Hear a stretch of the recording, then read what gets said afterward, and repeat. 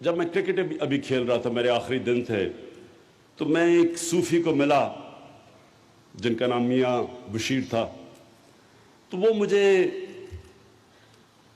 اپنی حکمت، اپنے علم، اس کی وجہ سے وہ مجھے دین کی طرف لے آئے. میں ایک نام کا مسلمان تھا. جمعے کی نماز والد صاحب اگر کہتے تو چلا جاتا تھا ان کے ساتھ، عید کی نماز پڑھ لیتا تھا، باقی مجھے اسلام کا کوئی خاص سمجھ نہیں تھی.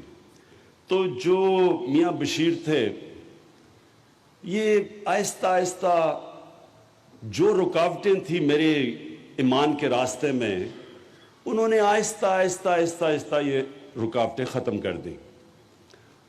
اور ایک وقت آیا کہ جب اللہ ایک پردہ اٹھا دیتا ہے اور آپ کے سامنے آپ کو سمجھ آ جاتی ہے کہ اللہ ہے.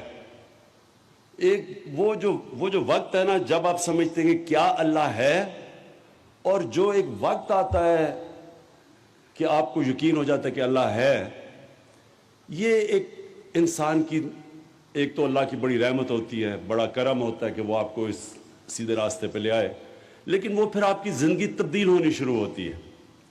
تو میں نے میاں بشیر سے جب مجھے یہ یقین ہو گیا کہ اللہ ہے، تو میں نے ان سے پوچھا کہ اب میں اس راستے پہ چلنا چاہتا ہوں. تو انہوں نے مجھے دو چیزیں کہیں.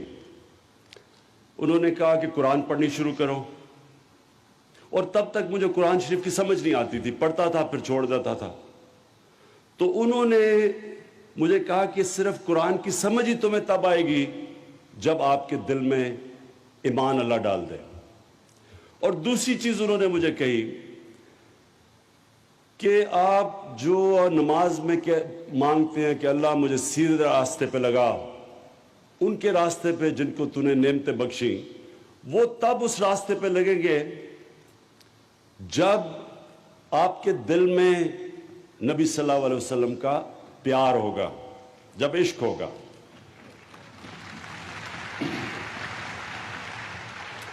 اور جب آپ کو ان کی پوری زندگی پڑھیں گے اور سمجھیں گے کہ ان کی زندگی کیا تھی. تو وہ ایک سفر شروع ہوا. اور یہ بڑی لوگوں کو غلط فہمی ہے کہ جس دن انسان کے اندر ایمان آتا ہے تو وہ ایک دم سیدھا ہو جاتا ہے. جس دن اللہ آپ کو راستہ دکھاتا ہے، ایمان دیتا ہے، اس دن ایک جدوجہد شروع ہوتی ہے سیدھے راستے کے لیے. یہ ایک مسلسل جدوجہد ہے. اور آپ جو اللہ سیدھا راستہ مانگتا ہے، وہ کون سا راستہ ہے؟ وہ نبی صلی اللہ علیہ وسلم کا راستہ ہے. تو اس لیے ان کی زندگی سمجھنی پڑتی ہے، آپ کو پڑھنی پڑتی ہے. تو میرا تب سے سفر شروع ہوا اور میں نے ان کی زندگی پڑھی. تو تبدیلی میرے اندر آنی شروع ہوئی. راستہ میرا زندگی کا بدلا. نہ میں کینسر ہاسپٹل بناتا، نہ میں آج پولیٹکس میں ہوتا اگر وہ میرا راستہ نہ بدلتا. کیونکہ زندگی میں دو راستے ہیں.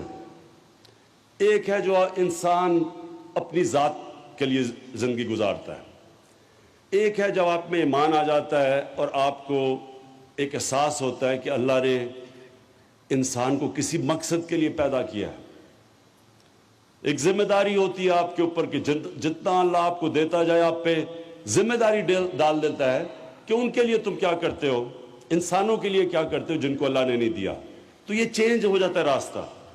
ایک ہوتا ہے ذات کے لیے، پھر ایک آپ ایک ذمہ دار انسان بن کے اپنا انسان ہونے کا فرض پورا کرنا شروع کرتے ہیں کہ میں اللہ کو جواب دوں گا، آخرت ہے، اس میں ایمان آ جاتا ہے. تو جو میں نے پڑھا نبی صلی اللہ علیہ وسلم کی زندگی اور پڑھنا شروع کیا اور پڑھتا جاتا ہوں، تو اس پہ کیا چیز سامنے آتی ہے؟ اس پہ سب سے پہلے کہ اللہ نے ان کو خطاب دیا تھا رحمت العالمین کا. رحم تھا ان کے اندر. جو انہوں نے مدینہ کی پہلی ریاست بنائی، اس میں سب سے بڑی چیز کیا تھی؟ رحم تھا.